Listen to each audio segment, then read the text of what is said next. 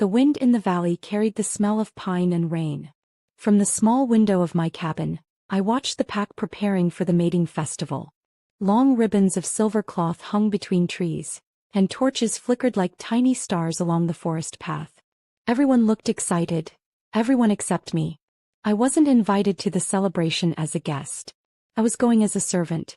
In the Nightfang pack, every unmated wolf over the age of 18 was required to attend the festival. But since I couldn't shift, I wasn't considered a real wolf. I was just Ira Vale, the girl born moonless, the one who never found her wolf inside. Some said the moon goddess had forgotten me. Others whispered that I'd been cursed before birth. Either way, I lived on the edge of the pack's land, far from the grand lodges and training grounds. My hands were rough from washing herbs and grinding roots. I worked with the healers, mixing poultices and tending the sick because it was the only skill I had. I couldn't fight or hunt, but I could heal a fever or stop a wound from bleeding, and that was enough to keep me useful. Still, being useful wasn't the same as being accepted. Ira, stop daydreaming. A sharp voice broke my thoughts. Healer Mira stood at the doorway, her arms crossed. Her gray hair was braided tight against her head, her expression as sharp as her tongue. The elders want the ceremonial herbs ready before sunset. And make sure you don't spill anything like last time. I bit my lip. That was an accident. Then make sure it doesn't happen again, she snapped, thrusting a basket toward me. And remember, you're there to serve, not to be seen. I nodded quietly and took the basket. I'd heard those words all my life. As I walked toward the main grounds, the path opened to the vast clearing where the pack gathered for every important event. The torches burned bright, casting golden light over dozens of wolves and humans moving about in elegant clothes. Music drifted through the air, soft drums and a flute that sounded like wind through trees. The women wore dresses that shimmered like liquid moonlight. The men stood tall, their eyes glowing faintly, showing their wolves close beneath the surface. Laughter echoed between them. I kept my head down, clutching the herb basket like a shield. Look, it's the moonless one, a young woman's voice hissed nearby. I didn't need to look up to know who it was. Lyra and Sonia, daughters of the Beta, never missed a chance to remind me where I stood. Maybe she's hoping the Alpha will notice her, Sonia said with a mocking laugh. Can you imagine? The great Kale Draven mated with a girl who can't even shift. Their laughter burned like ice in my chest. I pretended not to hear and kept walking. But their words echoed in my mind. Alpha Kale Draven. He was returning tonight for the festival. The first time in months since leading the pack's warriors at the northern border. Stories said he was ruthless in battle but just and loyal to those who followed him. And cursed. People whispered that the goddess herself had marked him after the death of his mate, leaving a shadow across his soul. I didn't believe in curses. Or maybe I just didn't want to believe, because if they were real it meant mine was too. The sun dipped lower, painting the forest in gold and crimson. I reached the edge of the main circle where the healers worked behind the scenes, setting up herbs and ceremonial wine. Mira barked orders while the others arranged tables and lit incense. I moved automatically, crushing herbs, mixing powders, letting the familiar rhythm calm me. When the drums changed rhythm, the crowd grew quiet. That was the signal. The Alpha had arrived. Even before I looked, I felt it. A sudden shift in the air, heavy and electric. My heart raced. I turned just enough to see him emerge from the shadows at the far end of the clearing. Alpha Kale Draven was taller than any man there, his presence commanding. His black hair brushed his shoulders, and his eyes glowed faintly gold in the firelight. He wore dark leather and a cloak trimmed with silver fur, and even from a distance I could sense the power rolling off him. The crowd bowed their heads in respect as he passed. My hands trembled slightly, spilling a few drops of herb oil onto my fingers. I wiped them quickly, hoping no one saw. He stopped before the council, speaking in a low, deep voice that carried easily through the clearing. Tonight we honor the old ways. The moon watches. The blood runs true. And the next Luna of Nightfang will rise from among you. His words were met with cheers and applause. I stayed still, half hidden behind a torch. His gaze swept over the gathered pack, sharp, searching, and for one brief, breathless moment, it landed on me. I froze. Those golden eyes locked on mine, and the noise around us seemed to fade. My breath caught in my throat. Then someone moved between us and the moment was gone. I looked away quickly, scolding myself. He wasn't looking at you, Ira. Don't be foolish. So my heart wouldn't calm. It beat hard enough that I could feel it in my ears. The rest of the evening passed in a blur of ritual chants and dancing flames. I worked silently, serving drinks and collecting empty goblets. My feet ached, but I didn't complain. It was better than standing among those who despised me. When the final song faded, the moon hung full and white above us. Its light fell across the Alpha's face, turning his eyes to molten gold. I thought I saw him look my way again. But I must have imagined it. The morning after the festival, the pack was alive with rumors. The Alpha is cursed. They say his eyes burned when he saw a girl last night. I heard he plans to choose a Luna by the next full moon. Their whispers followed me through the market as I delivered herbs to the cooks and healers. Most didn't speak to me directly. They just spoke around me as though I couldn't hear. By noon, the whole pack buzzed with one thing. Alpha Kale had summoned the council for a meeting. Some thought he'd finally choose his mate. Others said he'd discovered a traitor. I tried not to care. My life had nothing to do with his. But that night, as I prepared salves for a wounded hunter, the door to the healer's hut opened. The beta himself, Commander Ryan, stood there, his silver eyes cool. Ira Vale. I froze. Yes, sir. The Alpha requests your presence. My heart skipped a beat. Me? There must be a mistake. Ryan shook his head. He asked for you by name. Mira dropped a bundle of herbs, her mouth hanging open. The Alpha? What could he want with her? I don't know, Ryan said shortly. But I wouldn't keep him waiting. The walk to the Alpha's lodge felt unreal. Warriors stood at every corner, their eyes glowing faintly in the dim light. The main hall was carved from dark stone and lit by massive torches. I had only ever seen it from afar. Ryan led me through heavy doors into a room filled with the scent of pine smoke and leather. A large fire burned at the center. Alpha Kale stood before it, his back to me, speaking to someone I couldn't see. She's here, Ryan announced. The Alpha turned, and for a moment I forgot how to breathe. In the firelight, his features were sharper than I remembered. Strong jaw, eyes bright like molten amber. His presence filled the space so completely that I felt small, like a shadow at the edge of his world. Leave us, he said. Ryan hesitated. Alpha, perhaps. Yow. The single word carried quiet authority. Ryan bowed and withdrew, closing the door behind him. Silence. I clasped my hands tightly to hide their trembling. You've wanted to see me, Alpha? His gaze swept over me, measured, unreadable. You were at the festival last night. Yes, I said quickly. Only to help with the herbs, Alpha. I wasn't part of the... I know what you were, he interrupted, his tone calm but firm. You were the one behind the western torches. You dropped a vial when the wind shifted. My stomach turned cold. Yes, Alpha. I'm sorry. I didn't mean. He took a step closer and I stopped talking. He was close enough now that I could feel the heat radiating from his body. Your scent changed the moment that vial broke, he said quietly, almost to himself. Do you know that?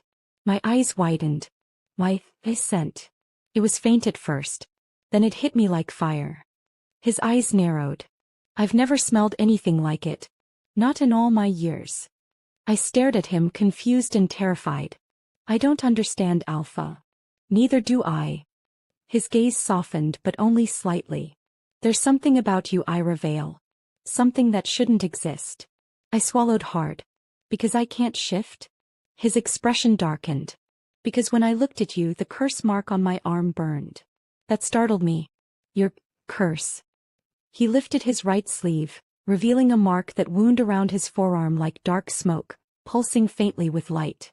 I'd heard rumors of it, the mark the goddess left when his first mate died, but seeing it in person sent a chill down my spine. I've carried this for 7 years, he said. It burns only when I lose control, or when something touches my fate. He looked at me meaningfully. I shook my head. Alpha, I'm just a servant. I can't be part of your fate. You're part of something, he murmured. I felt it the moment our eyes met. My wolf reacted. I didn't know what to say. Every instinct told me to run, but my feet wouldn't move. His voice was deep and steady, but there was something under it. A note of confusion, maybe even longing. He stepped closer. I caught the faint scent of pine and storm on his skin. "What do you feel when you look at me?" he asked suddenly. My breath hitched. "Afraid," I admitted. "You're the alpha." "I'm nothing." "Wrong." His voice dropped lower. "You are not nothing." The words hit me harder than I expected. No one had ever said that to me. Before I could reply, the door burst open. Ryan rushed in, breathless.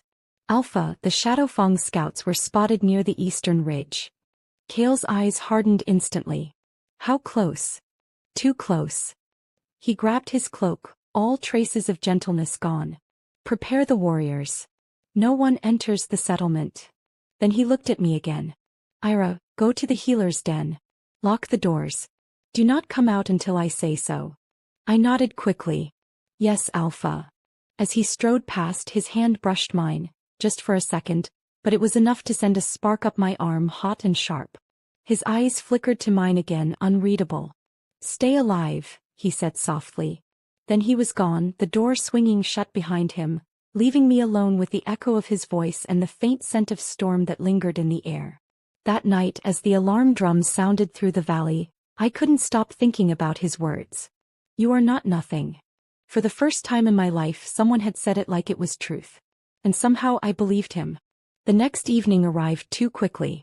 After the alarm the night before, the pack found no invaders, only traces of Shadowfang scent near the eastern ridge. Still, tension hung over everyone like fog.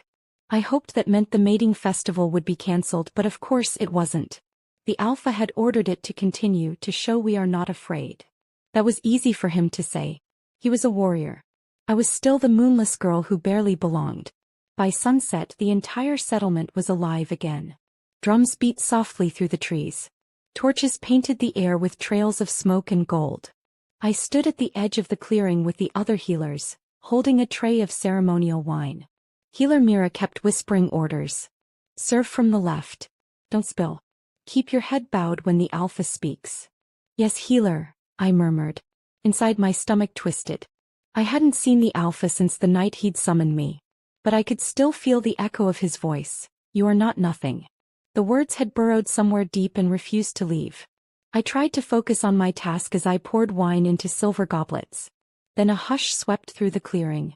The music slowed. Every head turned. He had arrived. Alpha Kale walked toward the stone circle, flanked by his beta and several warriors. He wore dark ceremonial armor, black trimmed with silver. His long cloak moved like a shadow behind him. Every step he took drew the air tighter, as if even the wind obeyed him. When he passed close to where I stood, I lowered my gaze quickly. But I couldn't stop myself from stealing one glance upward. His eyes met mine. Just for a heartbeat. He didn't look away. Neither did I. Something flickered there. A spark that wasn't just recognition. It was something older, stranger, as if he saw not who I was but who I could be. My chest tightened. I tore my gaze away and forced my hands to stay steady. "Ira," Mira hissed under her breath. "Wind yourself." I nodded quickly and focused on the tray. But my pulse refused to slow. The ceremony began. Elder Rowan, the pack's oldest spiritual leader, raised his staff. His voice was thin but steady as he called for the blessing of the moon goddess. 7 chosen women stood in a half-circle before the Alpha. The most beautiful, the most talented, the ones bred from strong bloodlines. Among them was Lady Kira. Her dress shimmered like frost under torchlight, and her dark hair fell in smooth waves down her back. She was everything I wasn't: confident, powerful, perfect. Everyone expected her to be chosen. She expected it too. As the ritual words were spoken, the candidates approached one by one, offering their goblets to the Alpha. He drank from each, his expression unreadable. When it was Kira's turn, she smiled, a soft, knowing smile, and knelt before him. "My Alpha," she said clearly, "I offer my blood and loyalty, my strength and body to stand beside you as Luna." The crowd held its breath. Kale's face remained calm. He took her goblet, drank, and handed it back. For a moment his eyes softened, or maybe I only imagined it.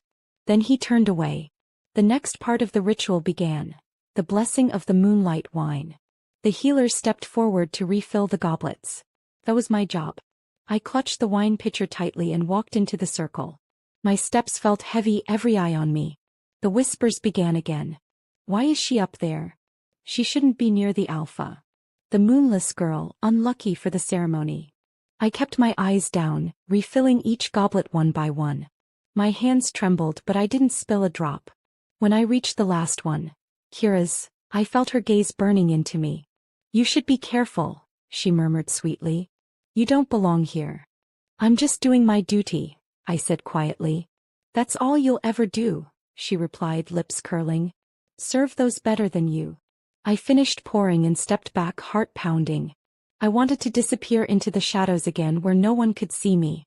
But before I could move, a sudden gust of wind swept through the circle. The torches flickered violently. The flames bent toward the alpha, and for one strange moment, every light seemed to lean toward him like he was pulling their fire. The crowd murmured nervously. Kale raised his head. The gold in his eyes burned brighter, catching the light of the moon. "Do you feel that?" Elder Rowan asked, voice trembling. Kale's gaze lifted skyward. "The moon stirs." Then his eyes shifted. To me. Our gazes collided. I froze, my heart beating so fast it hurt. His expression changed. Confusion, curiosity, something darker underneath. The world around us faded until it felt like only we existed. He took a step toward me. The entire circle seemed to hold its breath. Kira's hand tightened around her goblet, her eyes sharp as knives. I didn't dare move. Kale stopped just a few feet away, his voice low. "Ira Vale." Everyone turned to look at me. My mouth went dry. "Yes, Alpha? What is that scent?" His head tilted slightly. "The air changes when you're near." I don't know, Alpha." My voice trembled. "It's only the herbs." "It isn't," he said quietly. His gaze lingered on me for one more heartbeat, then shifted away. "Return to your place." I nodded quickly, retreating toward the outer circle as whispers exploded around me. Myra's hand gripped my arm the moment I reached her. "What did you do?" she hissed. "Why would he speak to you?" "I didn't," I began. But then the drums changed rhythm again. Elder Rowan raised his staff for the final blessing.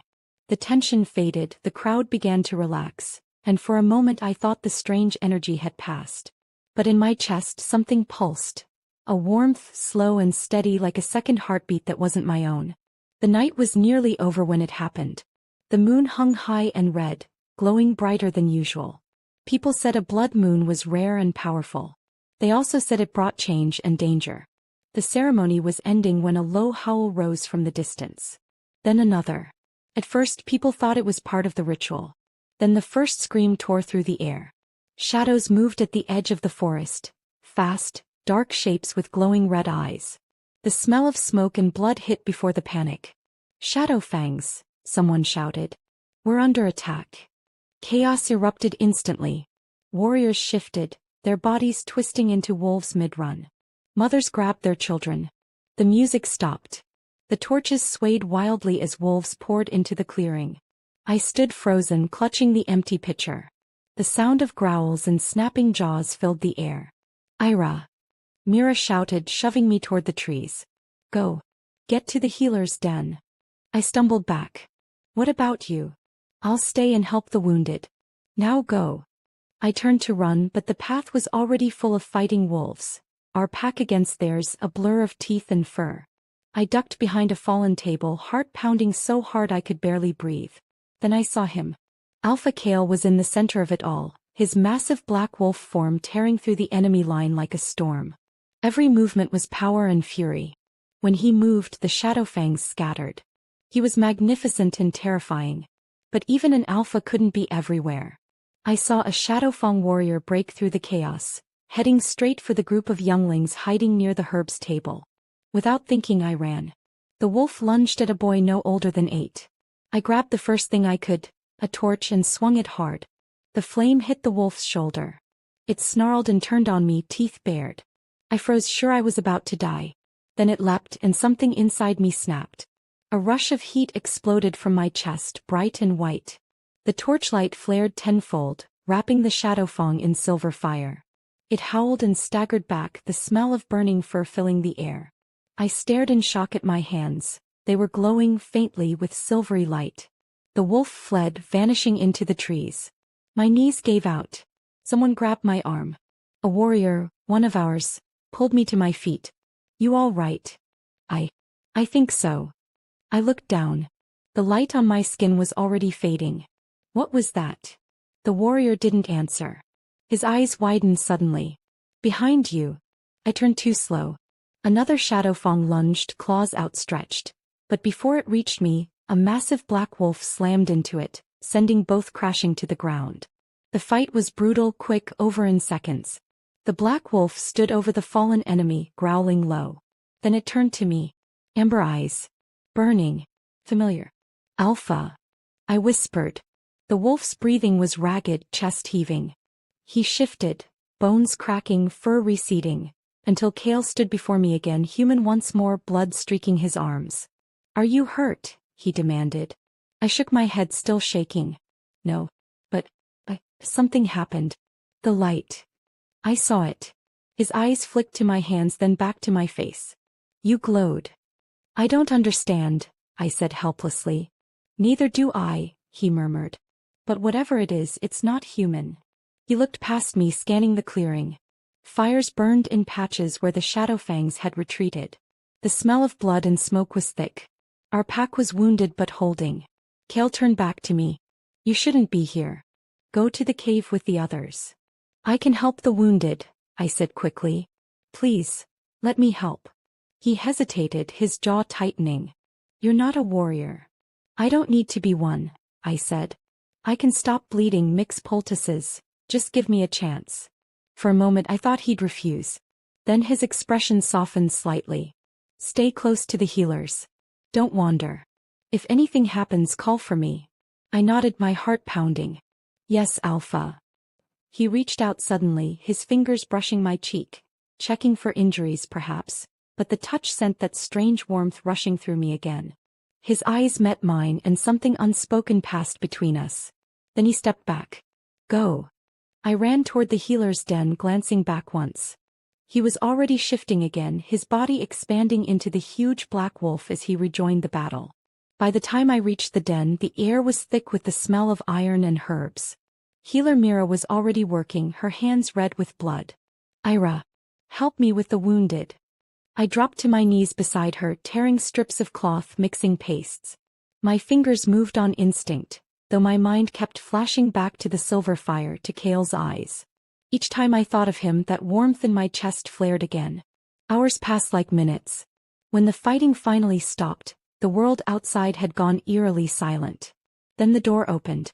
Alpha Kale stood there, covered in blood but unhurt. The shadow fangs have retreated, he said. It's over, for now. Relief swept through the room.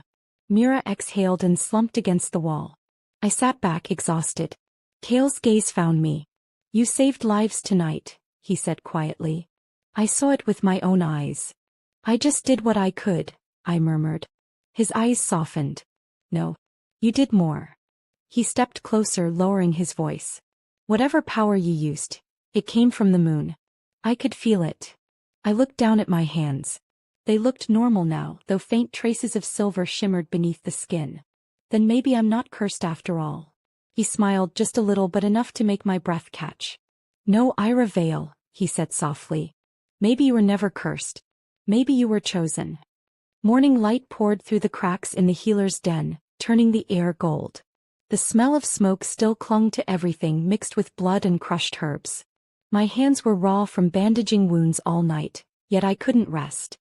Every time I closed my eyes, I saw silver fire spilling from my palms and the way the Alpha had looked at me afterward, like I was something impossible. Healer Mira finally pressed a mug of tea into my hands. Drink, girl. You'll drop before the next patient does. I nodded and took a shaky sip. Is everyone safe? Most of them. We lost 3 warriors. Her voice softened. You did good work. Don't let anyone say otherwise. I wanted to believe her, but the whispers already reached us. Some said I'd saved lives. Others said I'd brought the Shadowfang attack by angering the moon. The same people who had ignored me yesterday now feared me. By mid-morning a messenger arrived. The Alpha calls the pack to the clearing, he said. All ranks. Now. My stomach twisted. What if this was about me? We gathered at the ceremonial circle, the same place that had glittered with celebration only one night ago. Now it was scorched, blood-stained. The air hung heavy with silence. Alpha Kale stood at the center, clean but still carrying the scent of battle. Behind him were the council elders, their faces grim. His golden eyes swept across the crowd until they found me. My breath caught. He didn't look away. Elder Rowan stepped forward, leaning on his staff. Our Alpha wishes to speak before the pack. Kale's voice carried clear and deep. The Shadowfangs thought they could strike when we were divided, when our guards were down. They were wrong. We stood together and we survived. A murmur of approval rippled through the crowd. Then his tone changed, lower, sharper. But last night I witnessed something that changed everything I thought I knew about strength and bloodlines. My heart pounded. He was going to expose me. He continued, while warriors fought, one among us used a power I have never seen. She saved a child, turned the tide of the battle, and proved that courage does not wear the shape of fangs or claws. Whispers rose. Heads turned. People were already looking at me. Kale's gaze didn't waver. Ira Vale, come forward. My knees nearly gave out. Mira gave my arm a quick squeeze, half warning, half comfort. Then I walked, slowly, through the parted crowd, until I stood before him. I bowed my head. Alpha. Look at me, he said softly. I obeyed. In his eyes burned a strange light, fierce yet gentle. You showed the heart of a wolf even without a wolf's form. For that you have my respect. I only did what anyone would have done, I murmured. He smiled faintly. No. You did what no one else could. The council shifted uneasily. Elder Rowan cleared his throat. Alpha, perhaps this praise. Kale raised a hand, silencing him. For too long we have measured worth by strength alone. That ends today. The crowd stirred, confused. He turned to face them all, his voice carrying like thunder. I, Kale Draven, Alpha of the Nightfang Pack, choose Ira Vale as my mate and Luna. The world stopped. Gasps broke out around us. Someone dropped a torch. Sparks hissed against wet ground. Mira made a strangled sound behind me. Kira's voice cut through the noise like a blade. You can't be serious. Kale's head snapped toward her. Do you challenge my word? She stepped forward, fury flashing in her amber eyes. She's moonless. She can't even shift. How can she be Luna? The pack will become a laughingstock. Kale's expression didn't change, but the air itself seemed to tighten. Do you think leadership comes from the strength of your claws, Kira, or the strength of your heart? She's cursed, someone shouted from the crowd. Kale's gaze swept over them like a storm. Then I am cursed too, he said. Because when I fought beside her last night, my curse began to fade. Tell me, does a curse heal a curse? Silence. He turned back to me, stepping close enough that only I could hear his next words. They will fear you at first. Let them. You were never born to please them. You were born to lead beside me. I don't understand why me, I whispered. Because, he said simply, when I look at you my wolf is calm. For 7 years he has known only rage. And when you touched me he bowed. Something inside me trembled, not with fear but with an unfamiliar warmth. He reached out his hand. Do you accept? Every instinct screamed that I should say no. It was madness.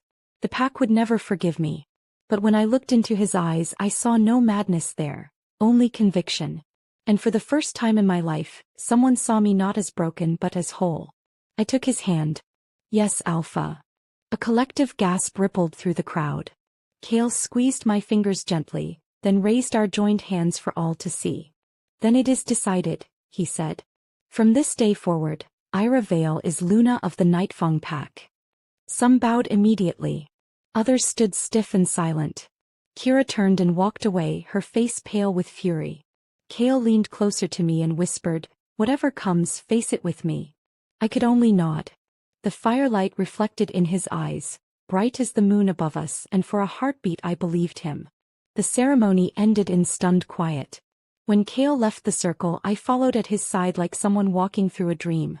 Warriors bowed as he passed, some reluctantly, some with awe. He stopped before the council hall. Rest, he told me. You've done enough for one day. But no arguments, Luna. The word sounded strange on his tongue, both command and promise.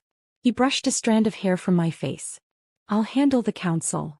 I returned to the healer's hut, but the stairs followed me like shadows. She bewitched him, a woman hissed. Did you see the light around her? Witchcraft. The Alpha will regret this. I kept walking head high even though my legs felt weak. Inside, Mira was waiting, her expression torn between pride and worry. Ira Vale Luna, she said slowly as if testing the words. Never thought I'd say it. Neither did I admitted. Be careful. They'll come for you with smiles and daggers both. I know. Before she could reply, the door slammed open. Kira stood there, flanked by two of her warrior friends. Her eyes burned with fury. Leave us, she ordered the others. They hesitated until I nodded. When the room was empty, Kira stepped closer. You think you've won something? You think being his Luna will make them respect you? I didn't ask for any of this, I said quietly. No, she sneered, but you took it anyway. Her voice dropped to a hiss. He was supposed to choose me. I trained for years. You can't even shift and somehow you've bewitched him. I haven't bewitched anyone. Liar. She leaned closer, her perfume sharp as frost. Enjoy it while it lasts. The council won't accept you. The pack won't follow you. And when you fall, I'll be there to watch. She turned sharply and left, her cloak snapping behind her like a warning. I sank onto the nearest stool, shaking. Mira came back in muttering, "Storm's brewing, girl. Best learn to stand in the wind." That night I couldn't sleep. The forest outside my window glowed faintly under the moon, and the howls of the sentries echoed from the hills. Every few minutes I thought I heard footsteps outside, but when I looked there was nothing. Just before dawn a knock rattled the door. "Ira," came a deep voice. "It's me." I opened the door quickly. He looked tired, his eyes shadowed. "The council meeting lasted all night," he said. "They demanded I undo my choice." My heart sank. "What did you tell them?" "That I'd rather tear down the council hall than change my mind." Despite the danger in his tone, a laugh escaped me. "You really said that?" He nodded. "And then I reminded them who leads this pack." He stepped closer, lowering his voice. "Some of them will try to turn the others against you. Be ready." "I don't know how to be Luna," I confessed. "I don't know their rules." "Then we'll make new ones," he said simply. "Strength isn't just claws and teeth. You'll show them that." His hand brushed mine. "Will you walk with me?" I hesitated. "Where?" "To see what we're protecting." We walked through the quiet settlement as the sun climbed above the trees. Wolves repaired fences, gathered supplies, tended to wounds. Everywhere we passed, eyes followed us. Some curious, some hostile. Kale ignored them all. He led me to the training field where young warriors practiced shifting. The ground was scarred, the air heavy with the scent of blood and earth. "This is what they understand," he said. "Battle, discipline, obedience. But a pack can't live on blood alone. It needs balance. That's what you bring." I stared at the field. "They don't see it that way." "They will." He turned toward me then, his expression softer. "When my first mate died, I thought the goddess had cursed me. But last night when you touched me, the mark on my arm changed. It no longer burns." "Maybe the goddess didn't curse you," I said quietly. "Maybe she was waiting." He smiled, the first true smile I'd seen from him. Maybe she was. By noon, the whispers had grown into open talk. I could hear them even from inside the healer's hut. Some called me Luna, others called me fraud. I forced myself to keep working, cleaning wounds, mixing herbs. If they saw me helping, maybe they'd remember I was useful. A young warrior limped in, clutching his side. "Luna," he said awkwardly, I need stitches." The word Luna from his lips startled me. "Sit down," I said. "Let me look." As I cleaned the wound, he winced. "They say you used moonfire last night. That true?" I hesitated. "I don't know what it was." "Well, it saved my brother." He met my eyes. "So if it was magic, it's the good kind." Something inside me eased. Maybe not everyone hated me. That evening, Kale called another gathering. The council wanted to test my worth publicly. Elder Rowan announced it as the Trials of the Luna. 3 challenges meant to prove my fitness to lead. Kale argued, but I placed a hand on his arm. "Let them test me," I said. "If I run from this, they'll never follow me." He searched my face, then nodded reluctantly. "You'll not face it alone." As the drums began to beat, the crowd filled the clearing once more. Kira stood among the front ranks, her smile thin and cruel. The first trial was of knowledge. Questions about pack history and law. They expected me to fail. But years of working with the healers and listening quietly from the shadows had taught me more than they knew. I answered each question calmly until the elder lowered his parchment in disbelief. The second trial was of spirit. A test of endurance beneath the moon. I knelt in the circle for an hour while cold wind tore through the valley. When the others had fallen to their knees, I was still standing. The silver glow touched my skin again, faint but visible. Murmurs spread. The final trial was of compassion. A wounded wolf was brought forward, bleeding badly. The elder handed me a knife. "End his suffering," he said. I looked at Kale, then at the wolf. "No," I whispered. "I won't kill him." Gasps rippled through the crowd. Instead, I knelt, pressing my hands to the wound. Light spread beneath my palms, slow and soft. The bleeding stopped. The wolf's breathing steadied. When I stepped back, he lifted his head weakly and licked my hand. The crowd fell silent. Even Kira looked shaken. Elder Rowan's voice trembled. "The trials are complete." Kale stepped forward, pride shining in his eyes. "You see now," he said to the council, "the moon chose well." He turned to me and took my hand again, raising it to his lips. "The pack will follow its Luna." The cheers that rose then were hesitant at first, then stronger. Some still resisted, but others howled to the sky. For the first time, I didn't feel like the moonless girl. I felt like part of the pack. As the howls echoed through the night, Kale leaned close and whispered, "Let them roar. Tomorrow we start to build something new." And though fear still lingered in my heart, hope began to bloom beside it, bright and fragile as dawn. The night after the trials, the settlement glowed with torchlight again. This time it wasn't for a ceremony or a battle. It was for celebration. The tension hadn't fully vanished, but the pack had seen something they couldn't deny. I'd healed a wolf who should have died. I'd stood through the cold when others couldn't. Even the doubtful ones had begun to whisper less harshly. Still, not everyone was happy. I could feel their stares, some curious, others bitter. Yet when Kale stood beside me, no one dared speak a word against me. He raised a goblet to the crowd. "Tonight we celebrate our Luna," he said. "The moon watches us, and for once she smiles." The cheers were uneven, but they came. Kale looked satisfied enough. I wasn't used to standing beside him while everyone watched. My pulse fluttered with every glance his way. He hadn't let me out of his sight since the trials, always close enough that his presence felt like heat against my skin. When the feast began, I slipped away from the crowd to catch my breath. I walked toward the edge of the field where the trees began, breathing in the cool air. "You shouldn't be alone," came a familiar voice behind me. I turned. Kale leaned against a tree, his dark cloak draped loosely, golden eyes reflecting torchlight. "Old habits," I said quietly. "I spent most of my life alone." He stepped closer, the forest floor crunching under his boots. "Not anymore." There was something about the way he said it, simple, certain, that made my throat tighten. "It doesn't bother you?" I asked. "What they say about me?" His gaze softened. "They've said worse about me." "That's not the same," I murmured. "You're their Alpha. And you're their Luna." He came closer still, close enough that I could smell the faint mix of pine and smoke that clung to him. "They'll learn to see you through my eyes." "How do you see me?" I asked before I could stop myself. He didn't hesitate.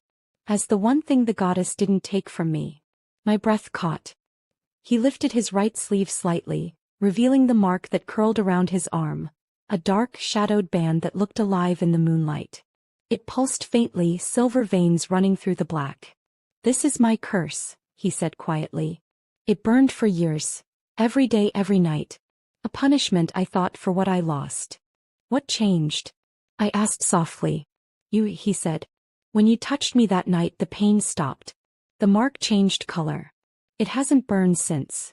I reached out without thinking, fingertips brushing the edge of the mark.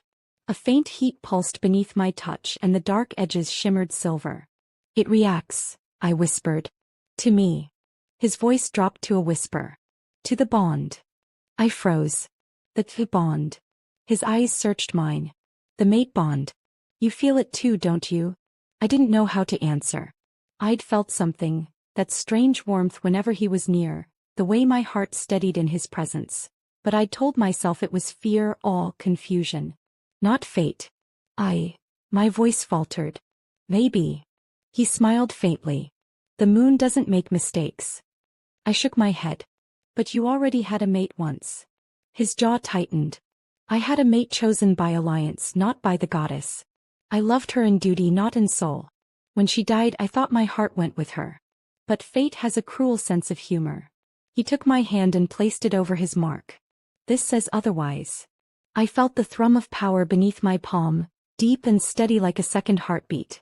Kale. Don't fight it, he murmured. You belong beside me. You always have.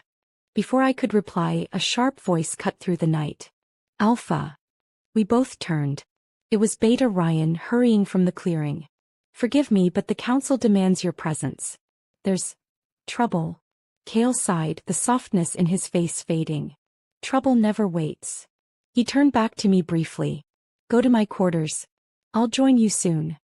Your quarters. I repeated, startled. You're home now too, he said simply, then strode away into the torchlight.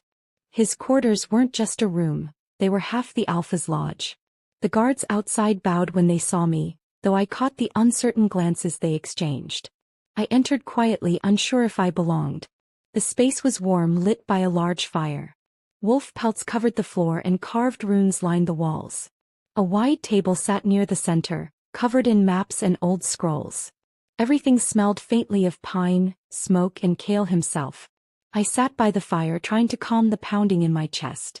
Hours passed. Outside, voices rose and fell. Arguments, distant growls. When the door finally opened, Kale stepped in, shoulders tense. What happened? I asked. The council, he said, shutting the door behind him. They've agreed to tolerate my choice. For now. For now. I echoed. They want proof that your power isn't a danger, he said grimly. They've demanded you be tested again. This time by the elders themselves. My stomach twisted. More trials. They'll try to break you, he said, voice low. But they don't understand who they're dealing with. He knelt in front of me, his hand brushing mine. Whatever happens, I won't let them harm you. I don't want you fighting your own people because of me, I whispered. He smiled faintly. You think I haven't fought them before? I laughed softly despite myself. You're impossible. Perhaps. His eyes darkened, soft heat replacing the steel. But so are you. The fire cracked between us. For a moment, words weren't necessary. The air pulsed with quiet energy, the same pull I'd felt since the first time he looked at me. He lifted my hand, brushing his lips across my knuckles. My heart skipped painfully. Rest now, he said, voice rough. Tomorrow we face them together. The next morning dawned cold and gray. Mist coiled through the trees like pale smoke. The council had chosen a sacred place for the trials. The moon's hollow, a deep, stone basin at the heart of the forest, where ancient markings glowed when touched by moonlight. Hundreds gathered around its rim as Kale and I descended the steps into the hollow. The elders waited, dressed in ceremonial robes, their faces unreadable. Even from a distance I could feel their disapproval. Elder Rowan spoke first. The goddess blesses those who are true and curses those who deceive. If you are chosen, I reveal, the moon will favor you. If not, it will reveal your falsehood. Kale's voice rumbled beside me. She has already proven herself. Rowan didn't look at him. Words are wind, Alpha. We seek truth. I met Kale's gaze briefly, then stepped forward. I'm ready. The first trial. The stone of reflection. A smooth, circular stone lay in the center of the hollow, its surface like glass. Touch it, Rowan commanded. It shows one's true self. I placed my palm on the stone. Cold shot through me. Mist coiled upward, forming an image. My reflection, but different. My eyes glowed silver, and behind me shimmered the faint outline of a wolf made of light. Gasps rose from the crowd. Rowan's hand trembled. A spirit wolf. Kale's voice was proud. You see, even the goddess shows her mark. But the elder only frowned deeper. Perhaps. Or perhaps it is illusion. The second trial. The veil of fear. The elders formed a circle, chanting softly. Shadows thickened and the air turned cold. Step into the mist, Rowan said. If you are strong, it cannot harm you. If you are false, It will devour your courage. I walked into the swirling darkness. First nothing. Then whispers. Familiar voices. Useless. Woundless. Burden. Curse. The words sliced through me like knives. I saw faces. Myra's pitying eyes, Kira's smirk, my mother's back as she turned away years ago. The shadows pressed closer, whispering every fear I'd ever buried. Then another voice cut through them. Deep, steady, warm. You're not nothing. Kale's voice, echoing through memory. The shadows recoiled. Light flared from within me, silver and bright, tearing the darkness apart. When the mist cleared, I was still standing. Kale was waiting at the edge, pride shining in his gaze. You faced it alone, he said quietly. I smiled shakily. Not alone. The third trial, the test of blood. Rowan produced a silver blade. The last trial is pain, he said. You must offer blood to the moon. She accepts it, it will heal. If not, it will remain. Kale tensed. This is too far. But I stepped forward before he could stop me. It's fine. Rowan handed me the blade. I drew it across my palm. The cut burned bright red. I raised my hand to the moonlight filtering through the mist. The blood shimmered, then turned to silver, sealing the wound instantly. A cry went up. Some shouted praise, others disbelief. The elders murmured among themselves. Rowan looked pale. It cannot be faked, he whispered. The moon herself accepts her. Kale reached for my hand, his thumb brushing the faint silver scar. It's done, he said softly. They can't deny you now. But even as the crowd began to cheer, one voice rose above them. Kira's. Then tell us, Alpha, she shouted, stepping forward. If she's so blessed, why do our enemies circle our borders again? Why do our scouts say the Shadowfangs prepare for war? Maybe the goddess is testing you, not blessing you. Kale's eyes hardened. Enough. No. Kira's gaze darted to me, blazing with hatred. She's the reason for this curse, your weakness. Ever since she came, we've been attacked, shamed, divided. The crowd stirred uneasily. Before Kale could answer, a loud horn echoed from the forest. One long, low note that sent a chill through every wolf present. Ryan appeared at the edge of the clearing, breathless. Alpha. Scouts report movement from the west. Shadowfang banners. Kale's expression turned to steel. Prepare the warriors. He turned to me, his hand finding mine briefly. Stay in the hollow. The elders will guard you. I nodded, heart pounding. Be careful. His lips brushed my forehead, brief but burning. Always. Then he was gone, shifting mid-stride into his wolf form, black as night, and vanishing into the trees with his warriors behind him. When the sound of battle rose from the distance, the moon above the hollow flared brighter, bathing everything in silver light. I could feel it, Kale's energy, fierce and wild, pushing through the bond like a heartbeat in my chest. The elders whispered prayers. I knelt by the stone of reflection, closing my eyes. Power stirred beneath my skin, gentle at first, then growing stronger. I could sense wounds opening, blood spilling, lives flickering at the edges of the field miles away. Without thinking, I reached out, through the bond, through the light. A wave of warmth spread from my chest outward, rippling through the forest like moonlight on water. The sounds of pain lessened. The chaos dimmed. Even from far away I could feel Kale respond, his heartbeat steadying, his wolf howling to the sky. When the noise finally faded, I opened my eyes. The silver glow around me dimmed. My body trembled with exhaustion. Rowan stared at me in awe. You felt them, healed them, from here. I could only whisper, he's safe. The elder's expression softened, no longer defiant but reverent.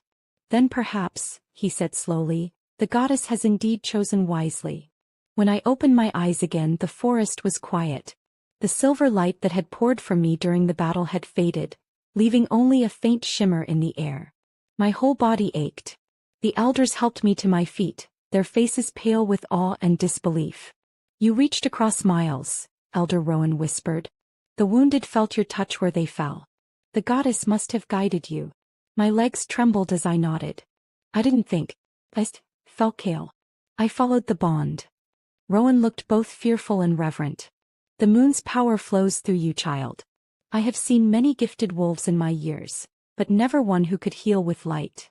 Before I could answer, the sound of heavy footsteps broke through the trees. Warriors emerged, bloodied but alive, carrying stretchers. Behind them came Kale, back in human form, his hair damp with sweat and his eyes burning bright. He spotted me instantly. Ira. He crossed the hollow in long strides. You shouldn't have come here. I didn't, I said weakly. I stayed like you asked. Then how did you? His gaze flicked to the faint glow that still clung to my hands. He exhaled softly. You did this, didn't you? I only wanted to help you, I whispered. You did more than that. His voice was quiet but full of something fierce. You saved half my warriors. He cupped my face, his thumb brushing a streak of dirt from my cheek. His touch steadied the spinning world. Around us I could sense the pack watching, whispering. For the first time I didn't care. Kale's tone softened.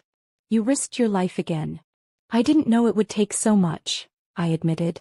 It felt like the light was burning me from the inside out. You're no ordinary healer. He turned to the elders. You all saw what she did. Rowan nodded slowly.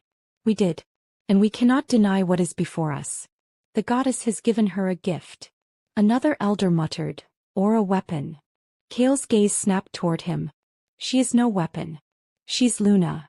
The elder bowed his head, silenced by Kale's authority. As Kale led me from the hollow, the crowd parted without a word.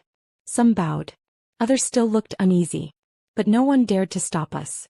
The bond between us pulsed stronger than ever, a steady warmth beneath my ribs. When we reached the edge of the forest, I stumbled from exhaustion. Kale caught me before I fell, his arms strong and careful. Easy, he murmured. You've done enough. He carried me back to the Alpha's lodge. I could hear murmurs following us, people whispering about the silver fire, about the power of the new Luna. Some said it was divine. Others said it was dangerous. Inside the lodge, Kale set me gently on a fur-covered bed. You need rest. I tried to sit up. What about the wounded? Already cared for, he said firmly. You've spent yourself dry. Even the moon has limits. He started to turn away, but I caught his hand. Kale, they're afraid of me. He looked back, his eyes softening. They fear what they don't understand. But fear can become faith. And if it doesn't? Then I'll stand between you and every one of them, he said simply. I smiled faintly. You can't fight an entire pack forever. I can try. His lips twitched in a rare small smile. Sleep, Ira. I'll be here when you wake. I wanted to tell him I believed him, but exhaustion pulled me under before I could speak. I woke to darkness and the soft crackle of the fire. Kale was seated near the hearth, half in shadow. His cloak lay folded beside him. For a while I just watched him, his strong shoulders, the quiet stillness he carried even when resting. He must have sensed my gaze because he turned slightly. Awake. I murmured, pushing myself up. What time is it? Past midnight. I hesitated, then asked, did the others survive? Most did, he said. Your power stopped the bleeding of wounds I couldn't even reach. Some of my men swore they felt your light wrap around them in the dark. He studied me. You don't remember it, do you? Only pieces. I felt the bond and then, everything was light. He leaned forward. That bond, Ira. It's unlike anything I've known. When I fight, I feel you steady me. When you're afraid, I sense it like my own heartbeat. I looked into the fire. Maybe that's what the goddess wanted, to join our strengths. Or to test them. His expression grew distant. The Shadowfangs won't stop now. They've seen what you can do. Power like yours. They'll covet it. I shivered. Then what do we do? He met my eyes. We prepare. The next day word spread fast. The Luna had healed the wounded with moonlight. Some brought gifts of gratitude, food, flowers, trinkets. Others came only to stare, trying to see for themselves whether I was human at all. I smiled politely even when I wanted to hide. Later that afternoon, Kale called a meeting with the warriors. I stood beside him as he addressed them from the training ground steps.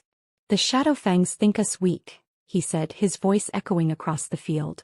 They think the Nightfangs are divided. They are wrong. A murmur of agreement rippled through the crowd. From this day, Kale continued, we fight not only with strength but with unity. The Luna's power is a blessing, not a threat. Her light belongs to this pack as much as my blade. He turned his head slightly, his gaze brushing mine. And if anyone questions that, they answer to me. For a long moment, silence. Then one warrior, young, nervous, stepped forward and bowed deeply. "We follow you, Alpha. And our Luna." One by one, others followed, bowing their heads. The sound of wolves howling rose, low and powerful, spreading through the valley. It wasn't just obedience, it was acceptance. Kale looked at me and whispered, "They're beginning to see you." But even as pride warmed me, I caught sight of Kira at the edge of the crowd, her face unreadable, her hands clenched. She turned and walked away before I could read her expression. Something cold crept down my spine. That night, I sat by the fire in the Alpha's lodge, mixing salve for the wounded. The moonlight poured through the window like liquid silver. My hands glowed faintly again, though the light was softer now, controlled. Kale entered quietly. "Still working." "It helps me think," I said. "The light comes easier now." He watched me a moment, then asked, "Does it hurt?" "Not anymore," I said. "It feels like it belongs to me." He came closer. "It always did." When he reached for my hand, the glow brightened. Our joined hands shimmered with a faint aura, and I felt the bond hum between us, strong, steady, unbreakable. Then suddenly the warmth was shattered by a sharp knock at the door. Kale's expression darkened. "Enter." Ryan stepped in, grim-faced. "Alpha, there's something you should see." Ryan led us to the watchtower near the eastern ridge. The night was cold, the air thick with tension. Several guards stood in silence, staring at something on the ground. When I saw it, my stomach dropped. A wolf's body, one of our own scouts, lay motionless, eyes open, throat cut. The scent was unmistakable, Shadowfang's steel.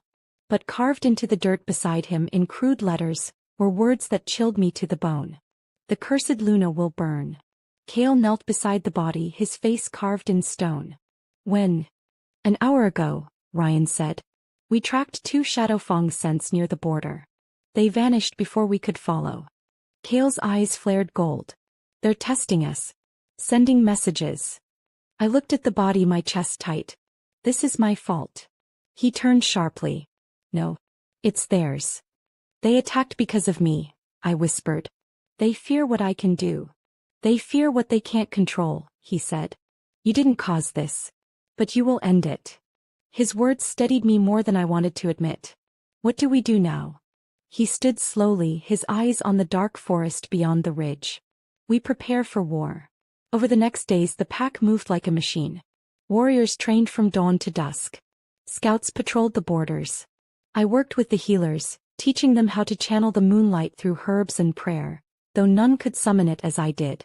But not all were united. I caught whispers when I passed. The words witch and curse still floated like poison in the air. I could ignore the murmurs but not the glances of distrust that followed. One night while I was helping the healers store bandages, Mira came close and whispered, "Be careful, Ira. Some of them would rather see you gone than see you lead." "Who?" I asked softly. She hesitated. "There's talk that Kira has been meeting with someone outside the borders. No one knows who." A cold shiver ran down my spine. "Kale needs to hear this." Mira nodded. "Tell him soon. Before she makes her move." That evening, Kale returned from patrol, his clothes spattered with mud and blood. He dropped his weapons on the table and rubbed his face tiredly. "They're testing our defenses. Small skirmishes only. They want us exhausted." "Kale," I said quietly, "there's something you should know." I told him everything, what Mira had said, the whispers about Kira. His jaw tightened. "I suspected as much. She's dangerous." "I know." He leaned against the table, eyes dark. "I once thought she'd be a good Luna. Her family's bloodline is strong, her loyalty unquestioned. But ambition blinds her. What will you do?" He looked at me for a long moment. "Nothing yet. If she's meeting the Shadowfangs, we'll catch her in the act. And if she isn't? Then I'll still keep her far from you." His tone was final. But deep down I knew things wouldn't stay quiet for long. The attack came 2 nights later. I woke to the sound of shouts and the clang of steel. Flames flickered outside the window. Kale burst through the door, already in partial shift, his eyes gold, his voice edged with growls. "Shadowfangs breached the northern wall. Stay here." "I can help," I said, already reaching for my cloak. Ira. You need me, I said, voice firm. The wounded will need me. He hesitated, then nodded once. Stay behind me. We ran through the burning settlement. Smoke stung my eyes. Warriors clashed in the streets, claws against steel. I saw Kira near the edge of the chaos shouting orders, but not to our warriors. To strangers. Shadowfangs. Kira. I yelled. She turned, her face twisted with triumph. Too late, Luna. She lifted a dagger slick with silver blood. Behind her, a massive Shadowfang wolf lunged straight for Kale. Kale. I screamed. He met the beast head-on, the impact shaking the ground. They rolled, claws slashing, jaws snapping. I ran toward them, the heat of the flames against my skin. Without thinking, I raised my hands. The silver light surged from my palms, brighter than ever. The fire bent toward me, the light wrapping around Kale like a shield. The Shadowfang wolf howled as the light struck, blinding him. Kale tore free and drove his claws deep into the enemy's chest. The wolf fell silent. Kira stood frozen, shock and fury twisting her face. What are you? Luna, I said simply. She raised her dagger, but Kale was faster. In a blur, he had her disarmed and pinned to the ground. You betrayed your pack, he growled. I did it for us, she screamed. You were meant to lead beside me. She's cursed, she'll destroy everything. Kale's voice was low and lethal. No. She's the reason we still have anything left to save. He turned to the warriors nearby. Take her to the cells. At dawn, the council will decide her fate. As they dragged her away, Kira spat. You'll regret this. Both of you. Kale didn't answer. He turned to me instead, wiping blood from his brow. You shouldn't have come. You'd be dead if I hadn't, I said softly. He smiled faintly, weariness in his eyes. Then I'll thank you later. The bond pulsed again, warm and strong. Together we stood in the ashes, the first light of dawn breaking over the smoking ruins. For the first time, the pack's howls rose not in fear or doubt, but in unity. And though war still loomed beyond the borders, I felt something stronger than dread taking root inside me. Hope. The days after Kira's capture passed in uneasy quiet. The pack worked to rebuild what the fires had taken. Homes, fences, the training grounds. But something heavy still hung in the air. Trust. Fear. Both lived side by side in every glance. Kale had ordered double patrols and posted guards at the borders. Yet he seemed distracted, like a man carrying a secret weight. Every night I found him pacing outside the lodge, staring toward the forest as if searching for something only he could sense. One evening, when the moon hung low and red, I stepped outside and joined him. The air smelled of ash and pine sap. You haven't slept, I said softly. He didn't deny it. The wolves say the Shadowfangs are gathering again. It's only a matter of time. I touched his arm. We'll be ready. His eyes found mine, tired but warm. You believe that? I believe in you, I said simply. And in us. He exhaled, a sound caught between a sigh and a laugh. Then maybe it's time I tell you what I've kept buried. I frowned. Kale, you don't owe me. I do, he said quietly. You deserve the truth about my curse. He led me away from the lodge toward the cliffs overlooking the valley. The wind there was sharp, tugging at my hair. He stopped at the edge and stared into the darkness below. Before I was Alpha, he began, I led patrols along the western ridge. That's where I met Lyra. My first mate. She was brave, loyal, everything the elders wanted for me. I thought the goddess had blessed us. He paused. But during a raid I lost control. The Shadowfangs ambushed us. I shifted too fast, too violently. When the dust settled, she was gone. My claws. His voice broke. They said I'd torn her apart by accident. My breath caught. Kale. I tried to end myself, he went on. But the goddess marked me instead. This. He lifted his sleeve. The faint silver-black band glowed under moonlight. Is what she left. A reminder of my sin. The mark burns when my rage rises. It never faded until the night I met you. I stepped closer, my heart twisting. You didn't kill her on purpose. I still killed her, he said. Every life I've taken since has been to pay for that one mistake. When you touched me, I thought the goddess was mocking me. How could she give me peace again after everything I'd done? I laid a hand on his chest. Maybe she didn't give you peace. Maybe you found it yourself. He looked at me for a long moment. Ira, you think I deserve forgiveness? I think you've punished yourself enough. He caught my wrist, his fingers trembling slightly. You don't know what it means to have the mark quiet for the first time in years. When I'm near you, the darkness falls away. I can breathe. His words sank deep, filling the space between us. The wind carried the faint scent of rain and pine. I could feel his heartbeat beneath my palm, strong, steady, alive. Then breathe, I whispered. You're not alone anymore. He bent his head until our foreheads touched. For a while we said nothing, letting the silence speak for us. When he finally pulled back, the exhaustion in his eyes had softened. Tomorrow the council will judge Kira. Whatever they decide, I want you there. They need to see you as Luna, strong, unshaken. I will be, I promised. He brushed a kiss across my forehead, featherlight. Rest, moonlight. Tomorrow may test us both. Morning arrived bright and clear, the kind of morning that should have promised peace. The pack gathered in the central square where the council's judgment stone stood. Kira knelt before it, wrists bound with silver cord. Her once perfect hair hung loose, her face pale but defiant. The elders formed a half-circle behind her. Kale and I stood opposite. The crowd filled every space, warriors, healers, families, all waiting for the verdict. Elder Rowan raised his staff. Kira of Nightfang, you are accused of treason, consorting with Shadowfang spies and endangering the pack. How do you plead? Kira lifted her chin. I plead truth. Everything I did was for this pack. For our alpha. For what he used to be. Murmurs spread through the crowd. Kale's jaw tightened. You betrayed us, he said. You led enemies to our gates. I tried to save us from your weakness, she shouted. You were a warrior once, Kale. Fearless. But since she came, her eyes flicked to me. You've gone soft. You let a cursed girl twist your mind. The crowd stirred, restless. Rowan struck the stone for silence. Enough. The evidence is clear. You will be exiled beyond the border at sunset.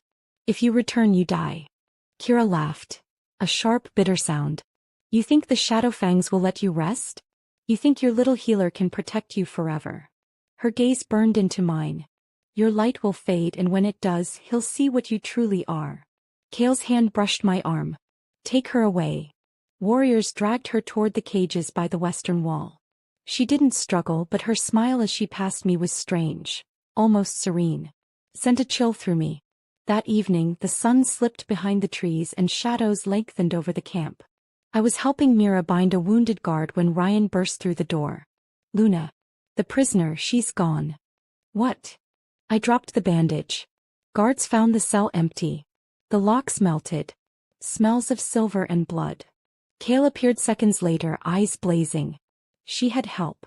Ryan nodded grimly. A small group missing from patrol. Shadowfang's spies disguised as traitors. Kale cursed under his breath. Sound the alarm. She's not far. The horn blew through the valley. Warriors shifted and raced toward the western gate. I followed Kale, ignoring his protest. Ira, stay behind. Not this time, I said. If she's using Shadowfang weapons, I can counter their poison. He growled softly but didn't argue. We reached the outer wall. Smoke curled above the trees. The scent of burning herbs filled the air, herbs from our stores. She raided the healer's hut, I realized. Why would she? A sudden blast of light answered me. Fire erupted near the gate, knocking us backward. Through the flames, Kira stepped out, a silver vial in her hand, her eyes wild with fury. You call me traitor, she shouted, but I'm the only one brave enough to end this curse. Kale roared. Kira, stop. She smashed the vial to the ground. A thick, silver mist burst outward, cold and sharp. Every wolf it touched howled in pain, collapsing mid-shift. Silver ash, Kale growled. It severs the wolf from the body. The mist rolled toward me. My skin burned where it touched, but instead of agony, a strange light pushed back from within me. Silver against silver. The air shimmered and the mist parted. Kira stared, disbelief twisting her features. You can't fight it. I can try, I said and stepped forward. Light flared from my hands, brighter than before. It met the mist head-on, slicing through it like wind through fog. The ash burned away, leaving clear air. Kale lunged past me, tackling Kira to the ground. They struggled, claws and steel flashing. She slashed his arm, drawing blood. He caught her wrist and wrenched the dagger away. "Why?" he demanded. "You were one of us." She laughed, half mad. "Because you chose her. You doomed us all." Kale's patience broke. "Enough." He struck her hard enough to knock her unconscious. Ryan appeared with 2 warriors. "Take her to the dungeon this time. Double the guards." When they were gone, I knelt beside Kale. Blood ran down his forearm from the cut. "Let me see." "It's nothing," he said, but I took his arm anyway. The wound pulsed darkly, silver poison seeping around the edges. I placed my hand over it. Warm light spread, pushing the silver back until the skin closed. When I lifted my palm, only a faint scar remained. He exhaled shakily. "Every time you do that, I forget how to breathe." "Then stop getting hurt," I said with a small smile. He laughed quietly, a sound I rarely heard. "You sound like you plan to stay around long enough to scold me." "I do," I said. His hand rose to my cheek, thumb brushing the corner of my mouth. "Then you'll have to get used to this life. Fighting, rebuilding, leading." "I'm learning," I whispered. His smile faded into something softer. "You're not learning, Ira. You're becoming what you were meant to be." Before I could reply, the bond between us pulsed sharply. His eyes widened. "Do you feel that?" A tremor ran through the ground, a deep vibration, distant but unmistakable. Then a horn sounded from the north wall, long and low. "Shadowfangs," Kale said. "They're attacking again." I straightened, heart hammering. Kira was a distraction. He nodded grimly. And she nearly succeeded. We ran back toward the center of the settlement. Fires lit the horizon. Warriors rushed to defend the gates. I could feel the energy surging inside me again. The same light that had saved them before. But it came harder this time, slower, as if the moon itself was running low. Kale noticed. "Don't push it. You'll burn yourself out." "I can't stop," I said. "They need us." We reached the walls. Shadowfang wolves crashed against our defenses, their howls echoing through the valley. Kale shifted mid-stride, his black wolf form massive against the flames. I followed, summoning what light I could. Silver beams arced from my palms, striking the invaders, blinding them long enough for our warriors to fight back. For hours the battle raged. The air was filled with smoke, blood, and the sound of claws tearing earth. My strength waned, but I held on until the last of the Shadowfangs fled into the trees. When silence finally fell, I dropped to my knees, dizzy. Kale shifted back, blood streaking his chest, and caught me before I hit the ground. "It's over," he said. "We've won again." But even as he spoke, I felt a new unease stirring inside me, a pull toward the forest, cold and insistent. Somewhere beyond the trees, something ancient was waking. Kale felt it too. He looked toward the horizon, jaw tight. "They won't stop until they have you." I met his gaze. "Then we'll make sure they never do." He nodded slowly, determination hardening his features. "Tomorrow we strike first." As he carried me back toward the lodge, the moon rose high above the burned rooftops, its light touching us both.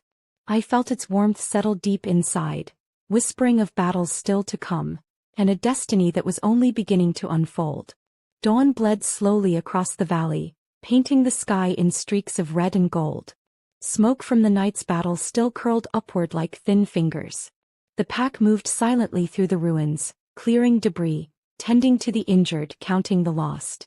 I sat on the steps of the Alpha's lodge, hands wrapped around a cup of water that had long gone warm. Every sound felt too loud, the clang of tools, the soft sobs of families, the faint wind brushing the burned roofs. Kale stood a few paces away, giving orders in a voice that was steady but frayed around the edges. When his gaze met mine, the exhaustion in it was plain. He had fought for hours without rest, carrying the weight of everyone's fear. When he finally joined me, he sank beside me on the steps. "How many wounded?" he asked quietly. 23, I said. "None near death. The moonlight helped them." He exhaled. "Then we owe you another night." I shook my head. "We owe the goddess maybe. I'm just her lantern." He looked at me. "Lanterns carry light. Without them everything stays dark." For a moment neither of us spoke. The silence was heavy but gentle, like rain waiting to fall. Then something inside me shifted, a slow rolling pressure beneath my skin. I gasped and doubled forward. Kale caught my shoulders instantly. Ira. The bond, I managed. It's pulling. The world tilted. Light burst behind my eyes, silver and wild, too bright to bear. I felt every heartbeat in the valley, every thread of fear, every drop of pain. The moon's voice whispered through me, low and fierce. The wolf you were born with has waited long enough. Heat raced down my spine. I fell to my knees as light poured from my hands, from my breath, from my very bones. Kale shouted my name, but his voice sounded far away. Then it happened. A howl rose, not from outside but from inside me. The air split and the light took shape. A vast wolf made of pure silver fire standing where I knelt. She looked at me with my own eyes. When she moved I felt her move. When she breathed I breathed. My wolf. My missing half. Kale stared, awe softening his fierce face. Ira, he whispered, your wolf, she's beautiful. I could barely speak. I thought she didn't exist. She was waiting for the right moon, he said. For you to be ready. The silver wolf shimmered, then stepped into me, merging like mist into skin. I felt whole for the first time in my life. Every heartbeat balanced, every breath steady. When the light dimmed, Kale helped me stand. How do you feel? Different, I said. Like I've been breathing half air my whole life and finally found the rest. He smiled, real, unguarded. Then the goddess truly favors you. Before we could speak further, Ryan rushed toward us, face pale.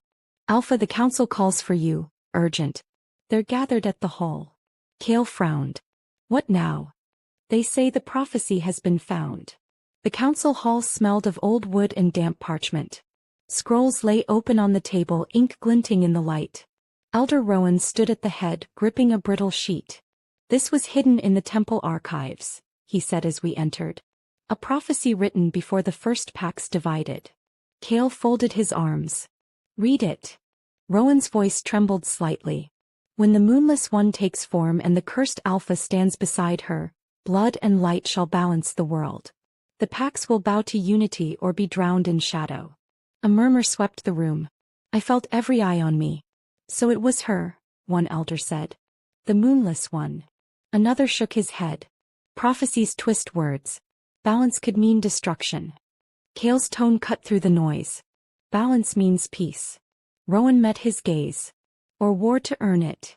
Kale's jaw tightened. Then we'll fight for peace. He took my hand openly before the council. The goddess didn't curse us. She prepared us. For a heartbeat no one spoke. Then Rowan nodded slowly. So be it. The packs must unite or fall. That night I stood on the lodge balcony while Kale strategized with Ryan below. The moon shone full again, brighter than any I remembered. My new wolf stirred inside me, restless. Run, she whispered. I slipped away from the lodge into the forest, until I stood beneath the open sky. The power inside me pulsed once, twice, and then I shifted. Silver fur, wind in my lungs, earth under my paws. Every sound and scent burst alive. The heartbeat of the forest, the hum of insects, the distant roar of water. For the first time I was what I was born to be. Not cursed. Whole. Somewhere behind me another howl rose. His black wolf burst through the trees, golden eyes gleaming. We circled each other, our movements fluid, instinctive. No words, just understanding. He lowered his head slightly, an alpha's respect. I touched my nose to his fur. The bond between us flared bright and steady. Two halves of the same moon. By sunrise, word of my transformation had spread across the valley. Where the pack once looked at me with suspicion, now they looked with wonder, and fear mixed beneath it. Power always frightened them even when it saved them. Kale called an assembly at dawn. The air was cool, the ground damp with dew. The Shadowfang threat grows, he said. We strike first before they gather strength. But even as he spoke, whispers rippled through the crowd. Elder Rowan raised a hand. Alpha, the council must speak before war begins. Kale's expression hardened. Speak then. Rowan's gaze swept over the pack. Our Luna may be blessed, but such power cannot remain unchecked. The prophecy warns of balance, and balance may demand sacrifice. We must ensure her control. My pulse quickened. You doubt me? He hesitated. We fear what happens if your light turns dark. Kale stepped forward. You fear change. That's all this is. Rowan's voice rose. You forget your duty, Alpha. If her power consumes her, it will consume us all. A few warriors murmured in agreement. Doubt flickered like fire among dry leaves. Kale's tone dropped to steel. Anyone who raises a hand against her raises it against me.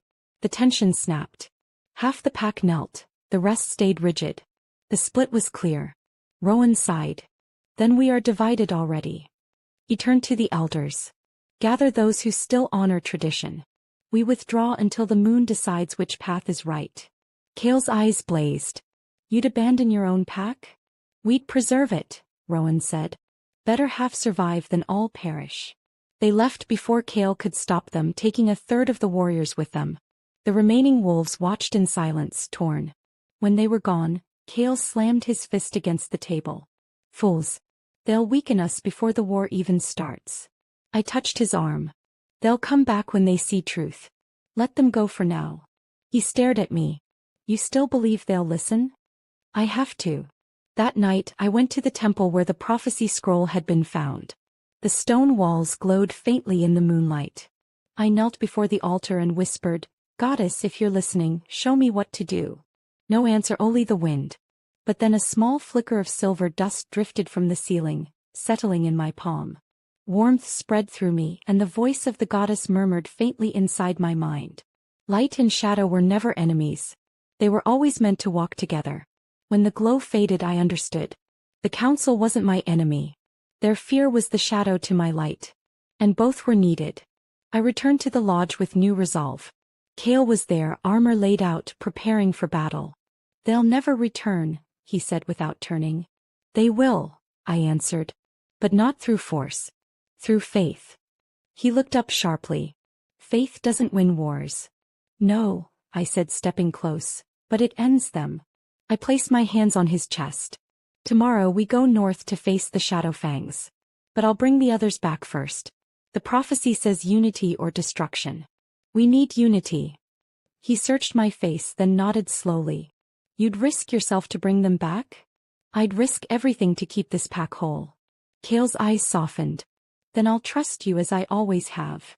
He pulled me into his arms. Come back to me, Ira. I will, I whispered. Before dawn, I set out alone toward the high ridge where the council had retreated. The forest was silent except for the crunch of frost beneath my boots. When I reached the ridge, torches glimmered through the mist. Rowan and the elders standing watch. They turned as I approached. I didn't come to fight, I said. I came to ask for faith. Rowan studied me. Why should we trust what we don't understand? Because you understand fear, I said. And I do too. I spent my life afraid of what I was. But fear doesn't keep us safe, it only keeps us small. I opened my hands. Silver light rose between them, soft and steady, illuminating every face. This isn't power meant to rule you. It's meant to protect you. For a long moment no one spoke. Then Rowan bowed his head slightly. If the goddess chose you, who are we to refuse? One by one the others lowered their weapons. The light spread over the ridge, casting long shadows that merged rather than fought. When the first rays of morning touched the valley, the council followed me back home. Kale met us at the gate, disbelief giving way to relief. You did it. I smiled, weary but certain. Light and shadow together. He took my hand and looked toward the horizon where smoke still curled from distant fires. Then let's finish what we started. The sun climbed higher, glinting off his armor, and the pack gathered once more, united at last under one moon. As the drums of war began to beat, I felt my wolf stir inside me, fierce and ready. Whatever waited beyond those trees, we would face it side by side. The air before dawn felt wrong, too still, too heavy. Even the birds kept quiet.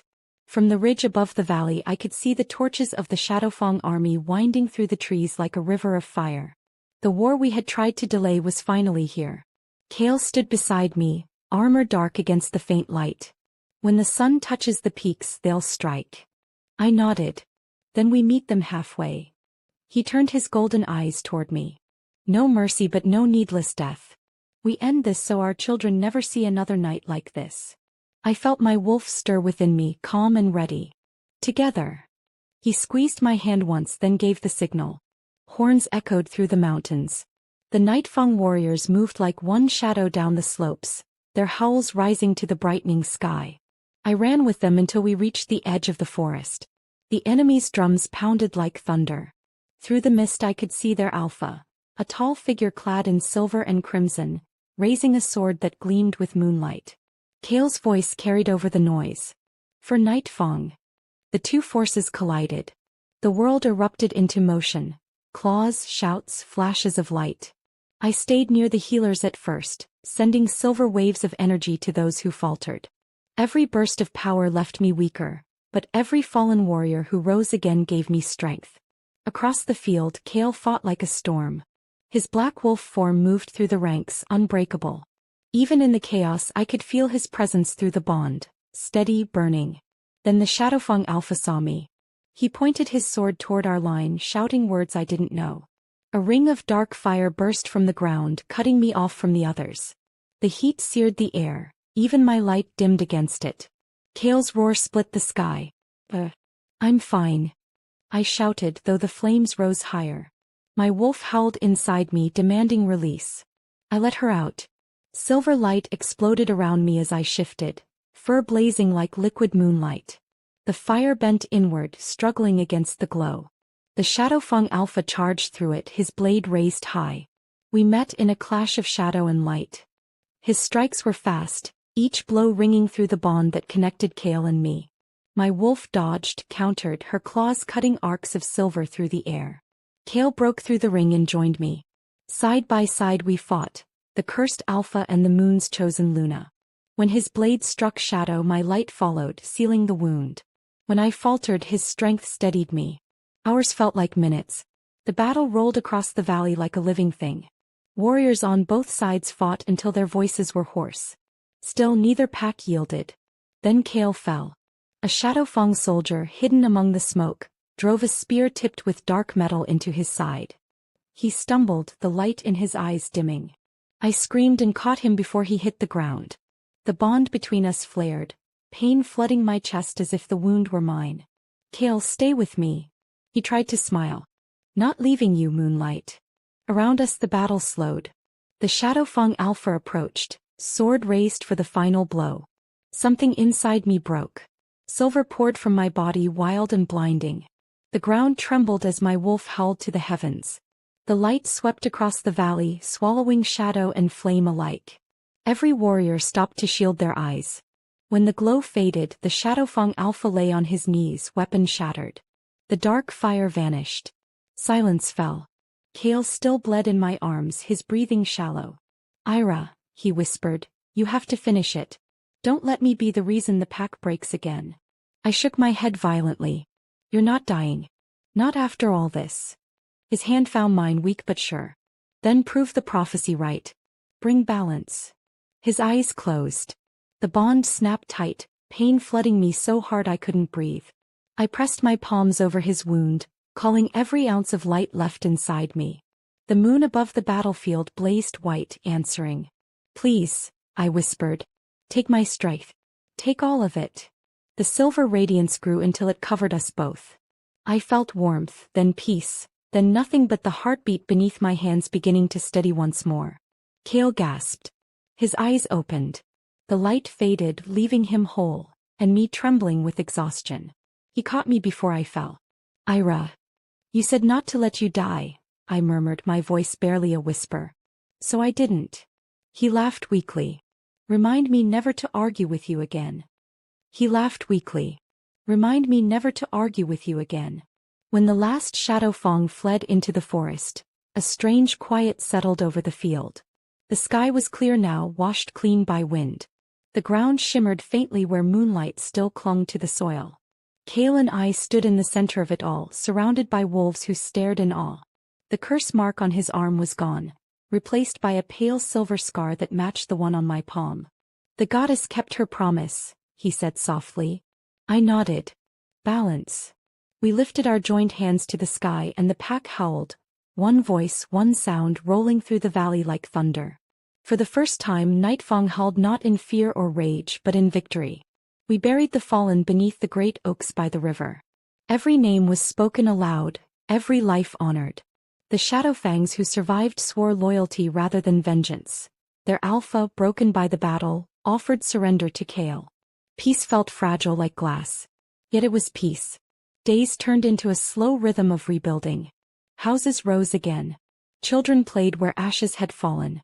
The scent of smoke faded into pine and wildflowers. Kale's wound healed quickly, though I could still see him wince when he thought no one was watching. I spent my days helping the healers, my nights walking the ridge alone, listening to the forest breathe. One night Kale joined me there. "You avoid the celebration," he said. "I don't feel like a hero," I admitted. "Too many died." "They died free," he said.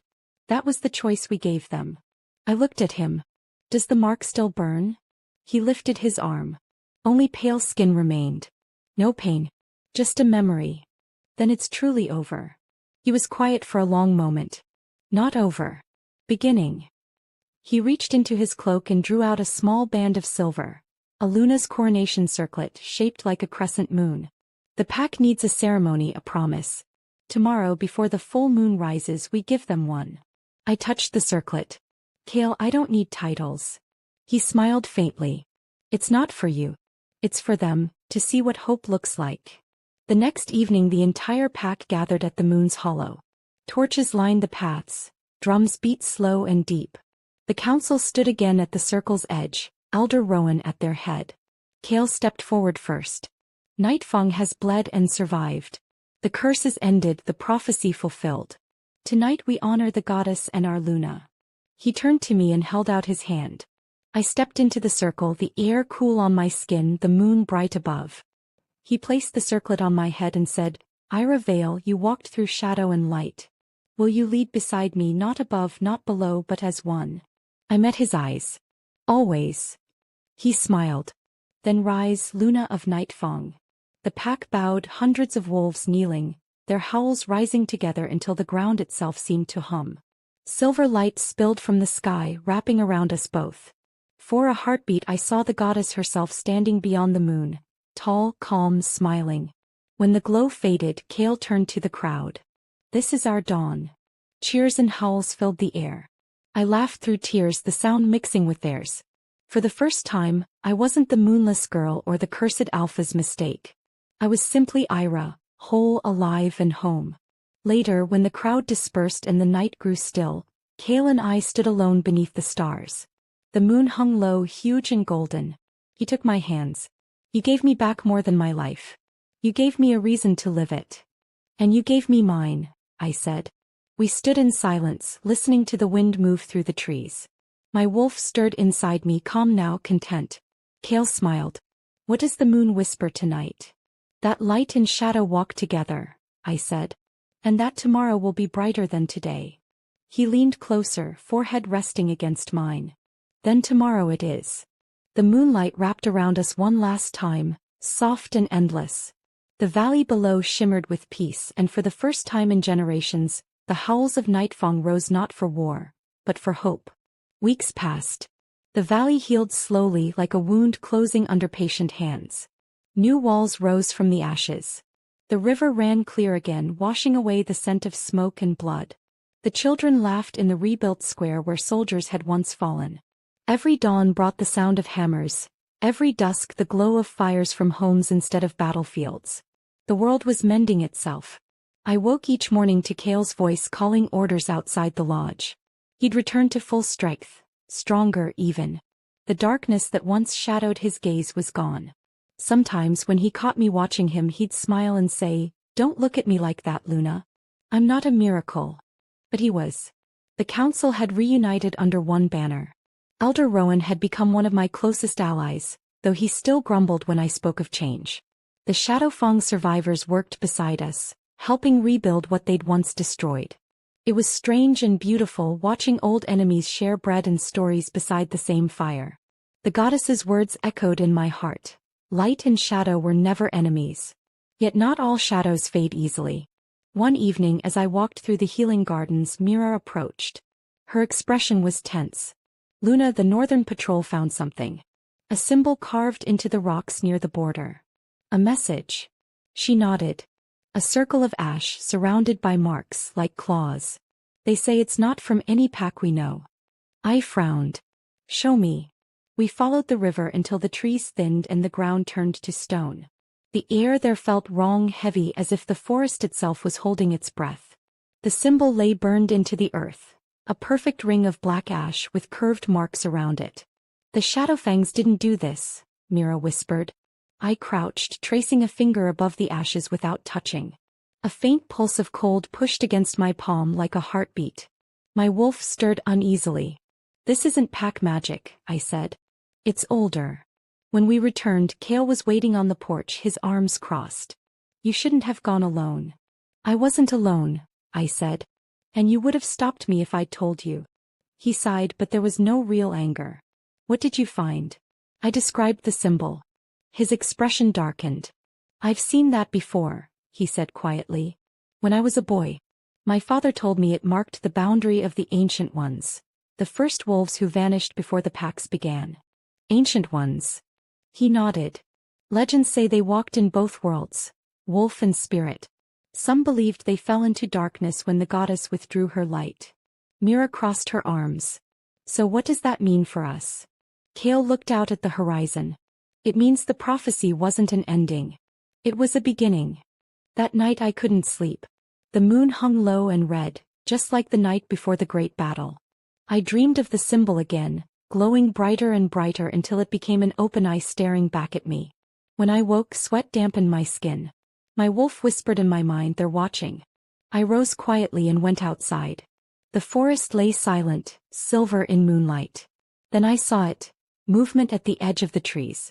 A figure stood there, cloaked in shadows. I couldn't make out their face, only the faint gleam of silver eyes. Who are you? I called softly. No answer, only the faint rustle of leaves. Then just as suddenly the figure vanished. The next morning I told Kale what I'd seen. He didn't dismiss it. We'll send scouts, he said. If something's out there, I'll find it. I caught his arm. Be careful. He smiled faintly. Always. But even as he said it, I saw the same unease in his eyes that stirred in my heart. Something old had awakened, and it was looking toward Nightfang.